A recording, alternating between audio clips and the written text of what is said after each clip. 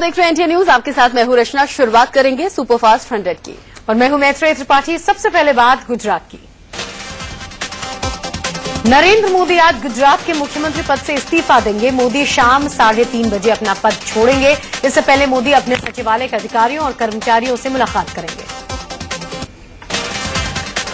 इस्तीफा देने के बाद मोदी विधानसभा में विदाई भाषण देंगे। मोदी के सम्मान में आज विधानसभा का विशेष सत्र बुलाया गया है, जहां वो अपना पद छोड़ेंगे। आज मोदी के उत्तराधिकारी का भी चुनाव होना है। गांधीनगर में बीजेपी विधायक दल की बैठक होगी, जिसमें नए नेता का नाम का चुनाव होगा। सीएम पद की रेस में राजस्व मंत्री आनंदीबेन पटेल सबसे आगे हैं। गुजरात के वित्त मंत्री नितिन पटेल ने भी सीएम पद के लिए दावेदारी ठोकी है। नितिन पटेल ने कहा वो सीएम पद संभालने के काबिल हैं। हालांकि साथ ही उन्होंने ये भी कहा कि पार्टी का फैसला ही मान्य होगा। गुजरात के मुख्यमंत्री पद की रेस में भीखू दलसानिया और गणपत वसावा का नाम भी शामिल है। हालांकि ये तय नहीं है कि जिसे मोदी चाहेंगे वही गुजरात का मुख्यमंत्री होगा। इससे पहले मोदी मणिनगर पहुंचे। मणिनगर मोदी का अपना विधान। भीखू दलसानिया और गणपत वसावा का नाम भी शामिल है। हालांकि ये तय नहीं है कि जिसे मोदी चाहेंगे वही गुजरात का मुख्यमंत्री होगा। इससे पहले मोदी मणिनगर पहुंचे। मणिनगर मोदी का अपना विधानसभा क्षेत्र है। मोदी यहां से 3 बार विधायक चुने जा चुके हैं। मोदी ने यहां विदाई भाषण दिया और कहा कि गुजरात से उनका संपर्क बना रहेगा। मणिनगर में विदाई भाषण से पहले अहमदाबाद पहुंचे मोदी का जोरदार स्वागत किया गया। मोदी ने यहां भी एक जनसभा को संबोधित किया। मोदी ने गुजरात को धन्यवाद देते हुए कहा कि दिल्ली में बैठकर उन्हें आम आदमी के सपने को पूरा करना है। इस जनसभा में मोदी ने अपने खास सिपर सलार अमित शाह की जमकर तारीफ की। मोदी ने कहा कि कांग्रेस को देश के सभी राज्यों में जितनी सीटें नहीं मिली, उससे ज्यादा अमित शाह ने बीजेपी को यूपी में दिला दी। मोदी ने कहा कि देश को शाह के रूप में समर्पित कार्यकर्ता मिला है। बीजेपी संसदीय दल के नेता नरेंद्र मोदी 26 मई को अगले प्रधानमंत्री के तौर पर शपथ ले लेंगे। मोदी को राष्ट्रपति ने पीएम मनोनीत करते हुए शपथ ग्रहण के लिए चिट्ठी सौंप दी है। मोदी जी ने विधिवत रूप से मुझे चिट्ठी दी है। 26 इवनिंग में एट 6 PM यही शपथ समारोह होगा। राष्ट्रपति भवन के प्रांगण में 26 मई की शाम 6 बजे नरेंद्र मोदी को प्रधानमंत्री पद की शपथ दिलाई जाएगी। मोदी के शपथ ग्रहण समारोह में 3000 लोग शामिल होंगे। मोदी के शपथ ग्रहण के लिए राष्ट्रपति भवन में तैयारियां भी जोर शोर से चल रही हैं। राष्ट्रपति भवन में काफी संख्या में मेज कुर्सियां मंगवाई गई हैं। जिस प्रांगण में शपथ ग्रहण समारोह होना है, वहां टेंट खड़ा करने की तैयारियां चल रही हैं। बीजेपी और एनडीए का नेता चुने जाने के बाद नरेंद्र मोदी ने राष्ट्रपति प्रणब मुखर्जी से मुलाकात की और सरकार बनाने का दावा पेश किया। प्रणब ने मोदी से कहा कि 26 मई को शपथ लेने वाले मंत्रियों के नाम भी वो जल्द बता दें। राष्ट्रपति प्रणब मुखर्जी ने नरेंद्र मोदी को एनडीए का नेता चुने जाने पर बधाई भी दी। उन्होंने मोदी को गुलदस्ता भी भेंट किया। राष्ट्रपति ने मोदी को बताया कि वो उन्हें देश के अगले प्रधानमंत्री के तौर पर मनोनीत कर रहे हैं। मोदी से पहले एनडीए नेता राष्ट्रपति प्रणब मुखर्जी से मिले और सरकार बनाने का दावा पेश किया। इस दौरान शिवसेना अध्यक्ष उद्धव ठाकरे, टीडीपी सुप्रीमो चंद्रबाबू नायडू, शिरोमणि अकाली दल प्रमुख प्रकाश सिंह बादल, एलजेपी सुप्रीमो रामविलास पासवान भी मौजूद थे। एनडीए प्रतिनिधिमंडल की अगुवाई कर रहे बीजेपी अध्यक्ष राजनाथ सिंह ने 335 सांसदों का समर्थन पत्र राष्ट्रपति को सौंप दिया। राजनाथ ने कहा कि बीजेपी को 10 दलों का समर्थन है। 10 एलाइज की एक सपोर्ट लेटर राष्ट्रपति महोदय को हम लोगों ने दिया है। 335 मेंबर ऑफ पार्लियामेंट का टोटल स्ट्रेंथ है। बीजेपी संसदीय दल का नेता चुने जाने के बाद एनडीए ने भी नरेंद्र मोदी को अपना नेता चुना। इस दौरान टीडीपी सुप्रीमो चंद्रबाबू नायडू ने यहां तक कह दिया कि साल 2019 में भी मोदी ही पीएम बनेंगे। उधर संसदीय दल का नेता चुने जाने के बाद भाषण के दौरान नरेंद्र मोदी भावुक हो गए। बीजेपी की जीत को लालकृष्ण आडवाणी ने मोदी की कृपा बताया था, जिस पर भावुक होते हुए मोदी ने उनसे भविष्य में इस शब्द का इस्तेमाल न करने की अपील की। आडवाणी जी ने एक शब्द प्रयोग किया। मैं आडवाणी जी से प्रार्थना करता हूं वो शब्द उपयोग न करें। उन्होंने कहा नरेंद्र भाई ने कृपा की।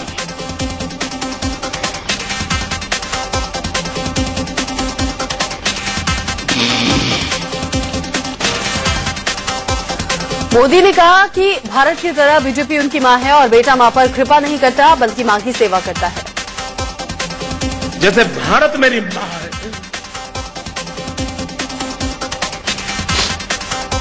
वैसे ही भाजपा भी मेरी मां है। और इसलिए बेटा कभी मां पे कृपा नहीं कर सकता। बेटा सिर्फ समर्पित भाव से मां की सेवा करता है। दरअसल आडवाणी ने अपने भाषण के दौरान कहा था कि मोदी की ही कृपा है कि बीजेपी के लिए ऐसा ऐतिहासिक वक्त आया है। ऐसे ऐतिहासिक प्रसंगों के द्वारा गुजरना ये भी भारतीय जनता पार्टी और नरेंद्र भाई मोदी की कृपा है कि उन्होंने हमको इसके द्वारा गुजरने का ये अवसर दिया है। संसदीय दल की बैठक को संबोधित करने के लिए खड़े हुए नरेंद्र मोदी अटल जी को याद करके भावुक हो गए। मैं सोच रहा था कि अटल जी का स्वास्थ्य अच्छा होता और आज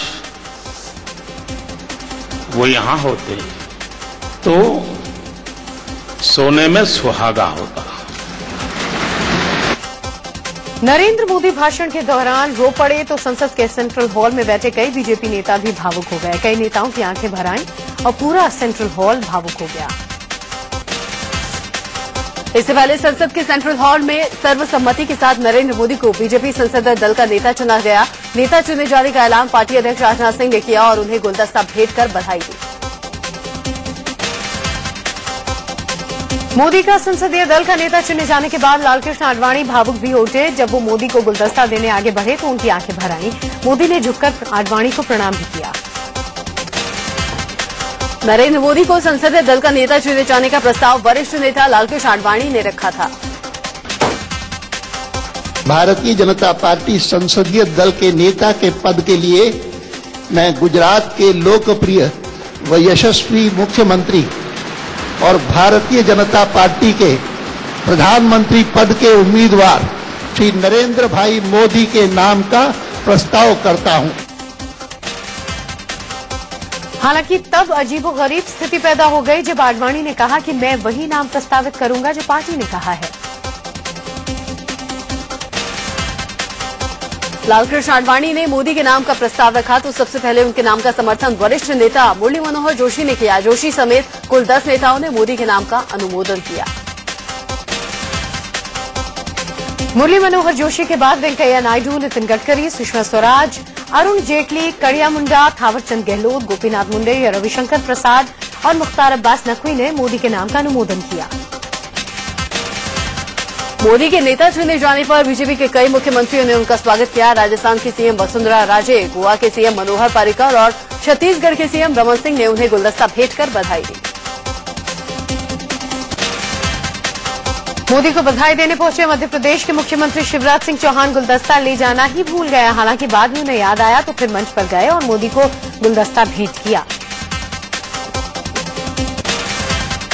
संसदीय दल का नेता चुने जाने के बाद मोदी को बीजेपी के वरिष्ठ नेताओं ने भी बधाई दी। मुरली मनोहर जोशी, वेंकैया नायडू, सुषमा स्वराज, अरुण जेटली, नितिन गडकरी, रामलाल समेत कई नेताओं ने उन्हें गुलदस्ता भेंट किया।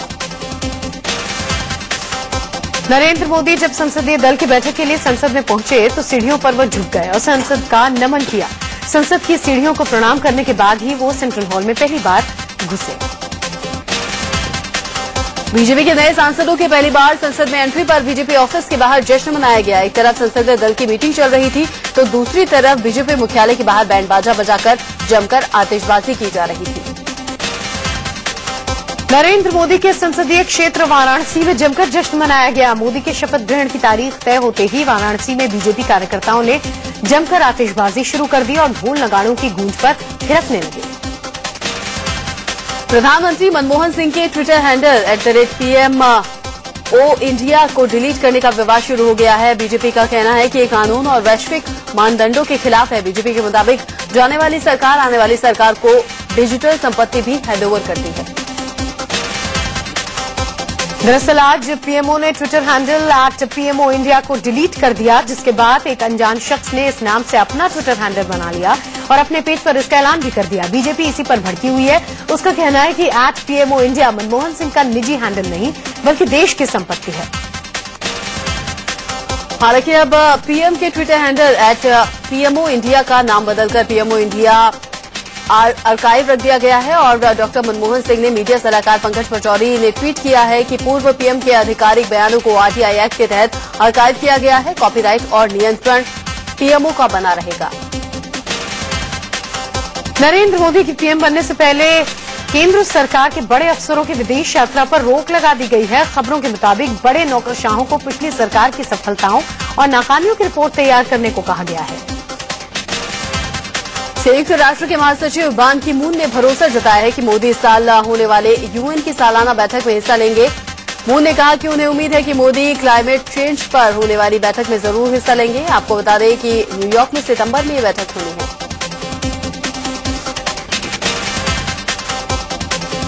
एनडीए के सहयोगी दल शिवसेना ने एक बार फिर पाकिस्तान के प्रति आक्रामक तेवर दिखाए हैं। शिवसेना प्रमुख उद्धव ठाकरे के मुताबिक मोदी सरकार को पाकिस्तान की हरकतों को उसी के अंदाज में जवाब देना चाहिए। अब जब नरेंद्र मोदी प्रधानमंत्री बनने वाले हैं तो देश के सबसे वांछित अपराधी अंडरवर्ल्ड डॉन दाऊद इब्राहिम ने अपना ठिकाना बदल लिया है। खबर है कि दाऊद इब्राहिम कराची का ठिकाना छोड़कर पाकिस्तान अफगानिस्तान सीमा पर तालिबान के नियंत्रण वाले इलाके में चला गया है। लोकसभा चुनाव में आम आदमी पार्टी की करारी हार के साथ ही एक बार फिर दिल्ली में सरकार बनाने को लेकर सियासी सरगर्मी तेज हो गई है। सूत्रों के मुताबिक सरकार बनाने को लेकर आम आदमी पार्टी एक बार फिर जनता से राय ले सकती है। हालांकि ऐसे भी खबरें हैं कि आम आदमी पार्टी के अंदर दिल्ली में दोबारा सरकार बनाने को लेकर जनता से रायशुमारी के फैसले पर मतभेद हैं। आप नेता गिरीश सोनी का कहना है कि रायशुमारी के बजाय पार्टी को जनता से माफी मांगनी चाहिए। हालांकि इस मतभेद के बावजूद ऐसी खबरें भी हैं कि आम आदमी पार्टी रायशुमारी के फैसले पर आगे बढ़ रही है। अरविंद केजरीवाल और मनीष सिसोदिया ने दिल्ली के उपराज्यपाल नजीब जंग से मुलाकात की और विधानसभा भंग नहीं करने की अपील की। उधर कांग्रेस ने साफ कर दिया है कि वो दिल्ली में सरकार बनाने के लिए आम आदमी पार्टी का समर्थन नहीं करेगी। अजय माकन ने ट्वीट कर कहा कि केजरीवाल पिछली बार लोगों की उम्मीदों को तोड़कर भाग गए थे। खबर है कि आज से अरविंद केजरीवाल 10 दिन तक ध्यान में अपना मन लगाएंगे और इसके लिए वो हरियाणा में अपने गांव के पास का कोई स्थान चुनेंगे। आम आदमी पार्टी के विधायक मनोज कुमार पर धोखाधड़ी का मुकदमा दर्ज किया गया है। कोंडली से विधायक मनोज कुमार पर जमीन के सौदेबाजी में फर्जीवाड़े का आरोप है।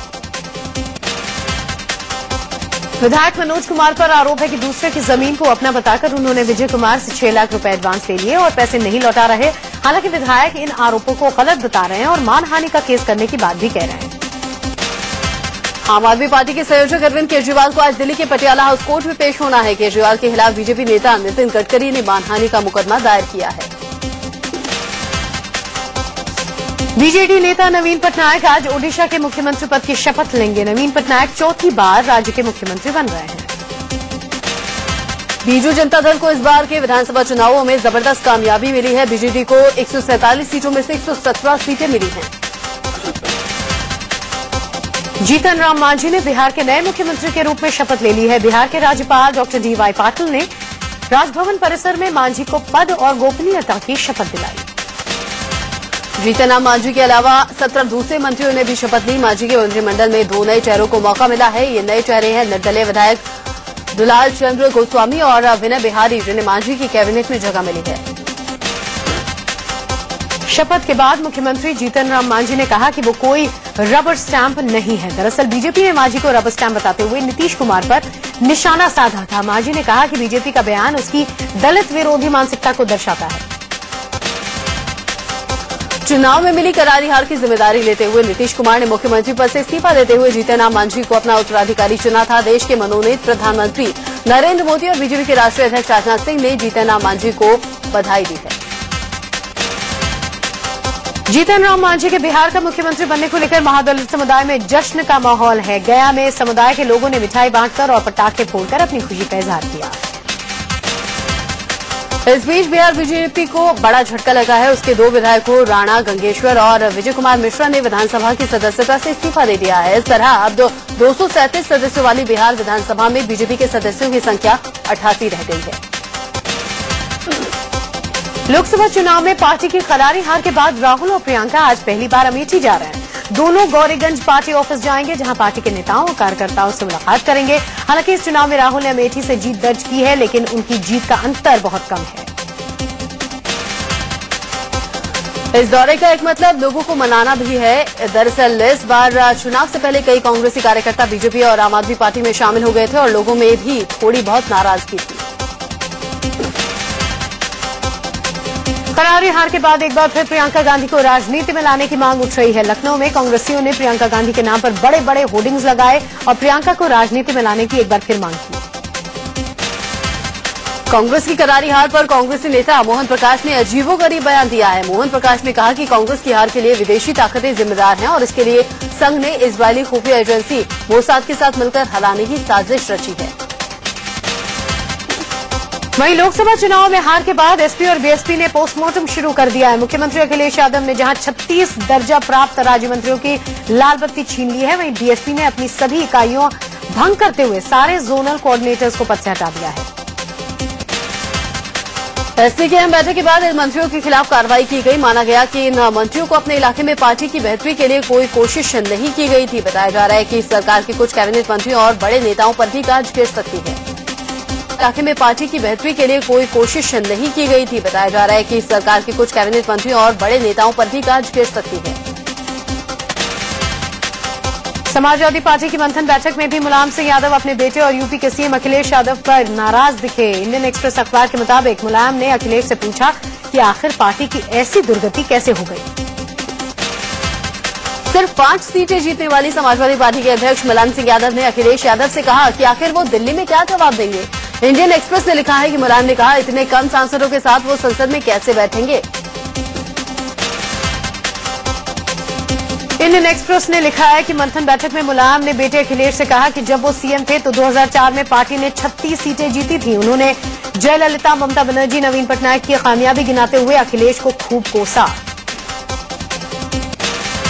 उधर हार से बौखलाई बीएसपी मुखिया मायावती ने 5 जोनल कोऑर्डिनेटर्स को बर्खास्त कर दिया है और पार्टी की सभी इकाइयां भंग कर दी हैं। इनमें राज्यसभा सांसद जुगल किशोर भी शामिल है। खबर है कि अभी कुछ और नेताओं के खिलाफ भी कार्रवाई की जाएगी।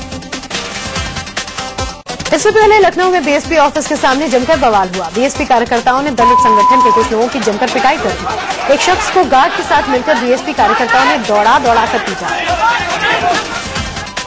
दरअसल बीएसपी ऑफिस के बाहर हंगामा कर रहे इन संगठन के लोगों का कहना था कि राज्य लोक सेवा आयोग की तरफ से समीक्षा अधिकारी के लिए इनका चयन हुआ है, लेकिन 2 साल से नियुक्ति के लिए भटक रहे हैं।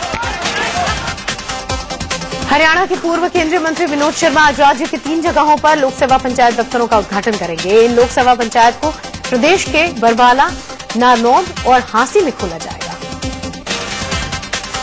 इससे पहले हरियाणा की सफीदों पहुंचे पूर्व केंद्रीय मंत्री विनोद शर्मा का लोगों ने फूल माला पहनाकर जोरदार स्वागत किया। सफीदों में उन्होंने लोक सेवा पंचायत के ऑफिस का उद्घाटन किया। लोगों के हक की आवाज उठाने के लिए राज्य भर में कई जगह लोक सेवा पंचायत बनाए गए हैं। सफीदों में विनोद शर्मा ने युवाओं के हक की आवाज उठाते हुए राज्य सरकार पर निशाना साधा। उन्होंने कहा, नौकरियों में युवाओं के साथ होने वाला भेदभाव खत्म करना जरूरी है।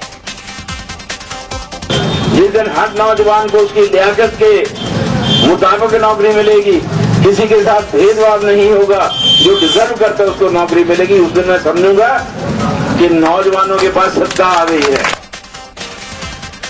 अरुणाचल प्रदेश में चुनावी नतीजों के ठीक बाद तेजू इलाके के कई घरों में हुई आगजनी की प्रदेश बीजेपी ने कड़ी निंदा की है। बीजेपी ने इसके लिए कांग्रेस पर गंभीर आरोप लगाए हैं। Bharatiya Janata party condemn the post election incident taking place in Tezu. So 29 houses has been burned down in the town of Tezu. तो जहां हमारा कैंडिडेट जीता है वहां ये सब इंसिडेंट होना, ये तो रूलिंग कांग्रेस का ही हाथ है. तो इसलिए we condemn this act of activities in the. पूर्व प्रधानमंत्री राजीव गांधी की आज 23वीं पुण्यतिथि है. इस मौके पर सोनिया, राहुल और प्रियंका राजीव गांधी के समाधि स्थल वीर भूमि पहुंचे और श्रद्धा सुमन चढ़ाए. मनमोहन सिंह और राष्ट्रपति प्रणब मुखर्जी भी वीर भूमि पहुंचे.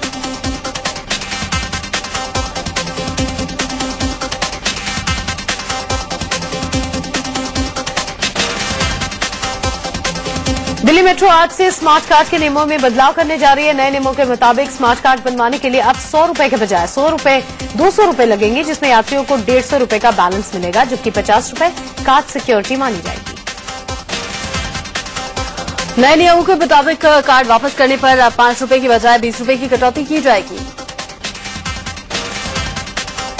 अब बैंक एटीएम से 50 रुपए का भी नोट निकलेगा। रिजर्व बैंक ऑफ इंडिया ने सभी सरकारी और प्राइवेट बैंकों को एटीएम में 50 रुपए के नोट डालने का आदेश दिया है। पंजाब के पटियाला की सब्जी मंडी में देर रात अचानक आग लग गई। आग ने देखते ही देखते पूरी मंडी को अपनी चपेट में ले लिया। दिल्ली के रिज रोड पर देर रात हुए सड़क हादसे में 2 युवकों की दर्दनाक मौत हो गई। हादसे में जख्मी तीसरे युवक को आरएमएल अस्पताल में भर्ती करवाया गया, जहां उसकी स्थिति गंभीर बनी हुई है। जम्मू कश्मीर के रामबन में भीषण सड़क हादसा हुआ। देर रात यात्रियों से भरी बस खाई में गिर जाने से 17 लोगों की मौत हो गई। महाराष्ट्र के वसई में एक उत्सव के दौरान हुए हादसे में करीब 50 लोग जख्मी हो गए। गोरखपुर में यूनिवर्सिटी की गेट के बाहर एक हिस्ट्री शीटर की गोली मारकर हत्या कर दी गई। पंजाब के गुरदासपुर जिले में एक नाबालिग ने अपने दादा, पिता और चाचा पर रेप करने का आरोप लगाया है। नाबालिग के मुताबिक दादी के कहने पर उसके साथ इस दरिंदगी को अंजाम दिया गया। पुलिस ने पीड़ित लड़की की शिकायत पर मामला दर्ज करते हुए दादा को गिरफ्तार कर लिया है, लेकिन आरोपी पिता और चाचा फरार है।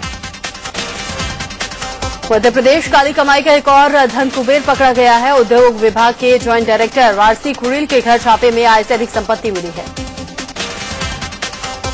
लोकायुक्त के इस छापे में 60 प्लॉट, एक फैक्ट्री के दस्तावेज मिले हैं। साथ ही 3.5 लाख नकदी, लाखों की ज्वेलरी और एक लॉकर की चाबी भी हासिल हुई है।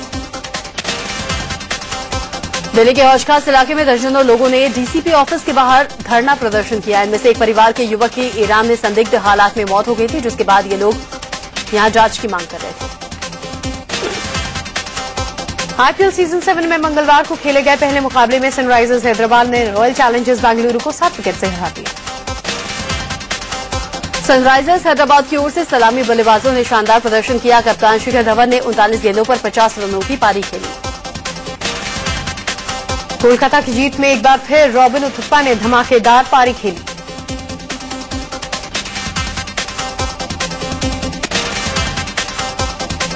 आईपीएल 7 में आज के मुकाबले में मुंबई इंडियंस का सामना किंग्स 11 पंजाब से होगा।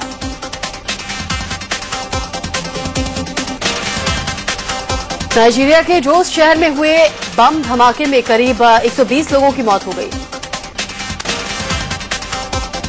पाकिस्तान की खुफिया एजेंसी आईएसआई के खिलाफ बोलने पर जियो टीवी के 3 चैनलों के लाइसेंस रद्द कर दिए गए हैं। दरअसल जियो न्यूज के संपादक हामिद मीर पर हमला हुआ था और परिवार वालों ने आरोप लगाया था कि हमला आईएसआई की शय पर हुआ है। थाईलैंड में मार्शल लॉ लगा दिया गया है। थाईलैंड में सरकार के खिलाफ विरोध प्रदर्शन हो रहा है, जिसके बाद सेना ने 6 महीने तक मार्शल लॉ लगा दिया है। करिश्मा कपूर से अलग रह रहे उनके पति संजय कपूर ने अपने दोनों बच्चों की कस्टडी के लिए कोर्ट का दरवाजा खटखटाया है। खबर है कि अभिनेत्री कंगना रनौत ने एक शादी समारोह में डांस के लिए मिले 3 करोड़ का ऑफर ठुकरा दिया। और आगे बढ़ते हुए बात करेंगे फिल्म इट्स एंटरटेनमेंट के, जिसका ट्रेलर रिलीज कर दिया गया है। एंटरटेनमेंट क्यों? जहाँ कबूतर का नाम मसकली हो सकता है जमीन पे। और इसी के साथ फिलहाल सुपरफास्ट 100 में इतना ही। बाकी खबरों के अपडेट के लिए आप देखते रहिए इंडिया।